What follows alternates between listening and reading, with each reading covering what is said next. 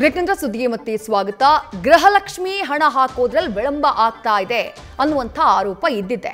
ಹಲವು ಬಾರಿ ಈ ಆರೋಪಗಳು ಕೇಳಿಬರ್ತವೆ. ತಿಂಗಳಾನ್ಗಟ್ಲೆ ಹಣ ಹಾಕಿಲ್ಲ, ಆನಂತರ ಎಷ್ಟೋ ತಿಂಗಳಾದ್ಮೇಲೆ ಹಣ ಹಾಕಿದ್ರು.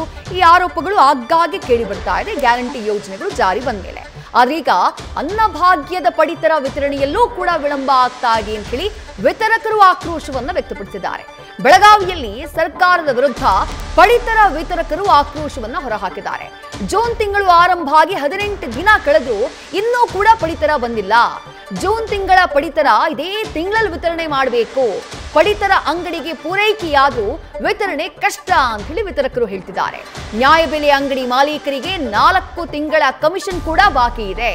ರಾಜ್ಯ ಸರ್ಕಾರ ಹಾಗೆ ಗ್ರಾಹಕರ ನಡುವೆ ಸಿಲುಕಿ ನಾವು ಹೈರಾಣಾಗಿದ್ದೀವಿ ಅಂತ ಹೇಳಿ ಆಕ್ರೋಶ ವ್ಯಕ್ತಪಡಿಸಿದ್ದಾರೆ. ರಾಜ್ಯ ಪಡಿತರ ವಿತರಕರ ಕ್ಷೇಮಾಭಿವೃದ್ಧಿ ಸಂಘದ ವತಿಯಿಂದ ಇವತ್ತು ನಾವು ಜಿಲ್ಲಾಧಿಕಾರಿಗಳ ಮುಖಾಂತರ ಮುಖ್ಯಮಂತ್ರಿಗಳ ಮನವಿ ಪತ್ರ ಅರ್ಪಿಸಕ್ಕೆ ಬಂದಿದ್ದೇವೆ.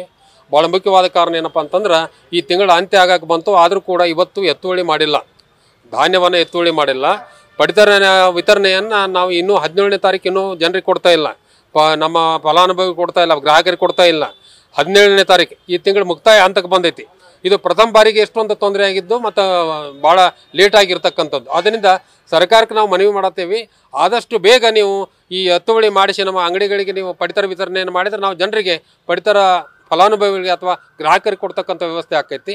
ಮತ್ತೊಂದೇನಪ್ಪ ಅಂತಂದ್ರೆ ಕಳೆದ 4 ತಿಂಗಳಿಂದ ನಾವು ದುಡಿದಿರ್ತಕ್ಕಂಥ ನಮ್ಮ ಬೆಲೆ, ನಮ್ಮ ಬೆವರು ಸುರಿಸಿರ್ತಕ್ಕಂಥ ನಮ್ಮ ಶ್ರಮದ ಫಲ 4 ತಿಂಗಳ ಕಮಿಷನ್ ಇನ್ನೂ ಬಂದಿಲ್ಲ. ಯಾಕಂದ್ರೆ ಅದು ಕುಟುಂಬಗಳ ನಿರ್ವಹಣೆ ಮಾಡೋಕೆ ನಾವು ಕಷ್ಟ ಆಗ್ತಾ ಇದೆ. ಆದ್ದರಿಂದ ನಾವು ಬೇಡಿಕೆ, ನಾವು ದುಡಿದಿರ್ತಕ್ಕಂಥ ದುಡಿಮೆ ಫಲ ಬೇಡ್ತಾ ಇದ್ದೇವೆ. ದಯಮಾಡಿ ರಾಜ್ಯ ಸರ್ಕಾರ ಈ ಕೂಡಲೇ 4 ತಿಂಗಳ ಕಮಿಷನನ್ನು ನಮಗೆ ಬಿಡುಗಡೆ ಮಾಡಬೇಕು. ತದನಂತರ ಈಗ ಪ್ರಿಂಟರನ್ನು ಒಂದು ಕೇಂದ್ರ ಸರ್ಕಾರ ಹೇರಿಕೆ ಮಾಡೈತಿ, ಈ ಪ್ರಿಂಟರ್ ನೀವು ಕಡ್ಡಾಯವಾಗಿ ತೆಗೆದುಕೊಳ್ಬೇಕಂತೇಳಿ. ಈಗಾಗಲೇ ನಾವು ಭಾಳ ಕಷ್ಟವನ್ನು ಪಡ್ತಾ ಇದ್ದೀವಿ ನ್ಯಾಯಬೆಲೆ ಅಂಗಡಿ ಮಾಲಕರು. ಅದರಾಗಿ ಇದೊಂದು ಹೊಸ ವ್ಯವಸ್ಥೆ, ನೀವು ಅದು ಪ್ರಿಂಟರ್ ಮಷಿನ್ ತೊಗೊಳ್ಬೇಕಂತಂದ್ರೆ ಅದರ ತಿಂಗಳ ಖರ್ಚು, ಅದನ್ನು ತೊಗೊಳ್ಳೋದು ಭಾಳ ಹೊರೆ ಆಗಿರ್ತಕ್ಕಂಥದ್ದು. ಅದಕ್ಕಾಗಿ ಕೇಂದ್ರ ಸರ್ಕಾರಕ್ಕೆ, ರಾಜ್ಯ ಸರ್ಕಾರಕ್ಕೆ ನಾವು ವಿನಂತಿ ಮಾಡ್ಕೊಳ್ತೀವಿ, ನೀವು ಇಲಾಖೆ ವತಿಯಿಂದ, ಆಹಾರ ಇಲಾಖೆ ವತಿಯಿಂದ ಆ ಪ್ರಿಂಟರ್ ಮಷಿನ್ ಕೊಡುವಂಥ ವ್ಯವಸ್ಥೆ ಮಾಡಿರಿ, ಖರೀದಿಸಿ ನಾವು ಉಚಿತವಾಗಿ ನಮಗೆ ಕೊಡ್ತಕ್ಕಂಥ ವ್ಯವಸ್ಥೆ ಮಾಡಿರಿ. ಅದನ್ನು ನಾವು ನಡೆಸ್ಕೊಂಡು ಹೋಗ್ತೇವೆ. ಅದಕ್ಕೆ ನಮ್ಮ ಮೇಲೆ ದಯಮಾಡಿ ಒತ್ತಾಯಪೂರ್ವಕವಾಗಿ ತಾವು ಯಾವುದೇ ರೀತಿ ಅದನ್ನು ನಮ್ಮ ಮೇಲೆ ಹೇರಬೇಡಿ.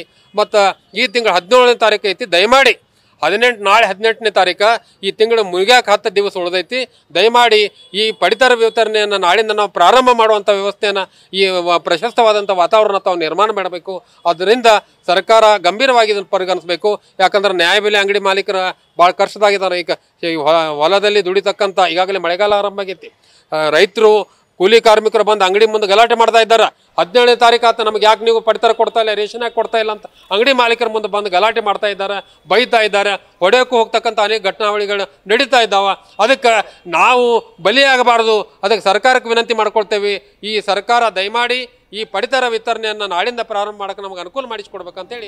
ಇದು ಬೆಳಗಾವಿಯಲ್ಲಿ ಪಡಿತರ ವಿತರಕರು ವ್ಯಕ್ತಪಡಿಸಿರುವಂತಹ ಆಕ್ರೋಶ.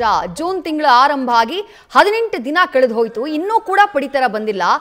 ಅಕಸ್ಮಾತ್ ಇನ್ನೂ ಲೇಟ್ ಆಗಿ ಬಂದ್ರೆ ನಮ್ಮ ಪಡಿತರ ವಿತರಣೆ ಮಾಡೋದೇ ಕಷ್ಟ ಆಗ್ಬಿಡುತ್ತೆ. ಗ್ರಾಹಕರು ಪ್ರತಿನಿತ್ಯ ಬರ್ತಿದ್ದಾರೆ ಅನ್ನಭಾಗ್ಯದ ಅಕ್ಕಿಯನ್ನ ತಗೊಳ್ಳೋಕೆ. ನಾವು ಇಲ್ಲ ಅಂತ ವಾಪಸ್ ಕಳಿಸ್ತಾ ಇದ್ದೀವಿ, ಆದ್ರೆ ಜನ ಆಕ್ರೋಶವನ್ನ ಹೊರ ಹಾಕ್ತಿದ್ದಾರೆ. ನಮ್ಮ ಮೇಲೆ ರೇಗಾಡ್ತಿದ್ದಾರೆ ಜನ, ನಮಗೆ ಹೊಡೆಯೋದಕ್ಕೆ ಬರ್ತಿದ್ದಾರೆ. ಸರ್ಕಾರ ಈ ರೀತಿ ವಿಳಂಬ ಮಾಡಿದ್ರೆ ಹೇಗೆ ಅಂತ ಹೇಳಿ ಪ್ರಶ್ನೆಯನ್ನ ಮಾಡ್ತಿದ್ದಾರೆ ಬೆಳಗಾವಿಯ ಅನ್ನಭಾಗ್ಯ ಪಡಿತರ ವಿತರಕರು. ಗೃಹಲಕ್ಷ್ಮಿ ವಿಚಾರದಲ್ಲಿ ಗೃಹಲಕ್ಷ್ಮಿಯ ಹಣ ಹಾಕೋ ಡಿಲೇ ಆಗ್ತಾ ಇದೆ ಅನ್ನುವಂಥ ವಿವಾದ ಇತ್ತು.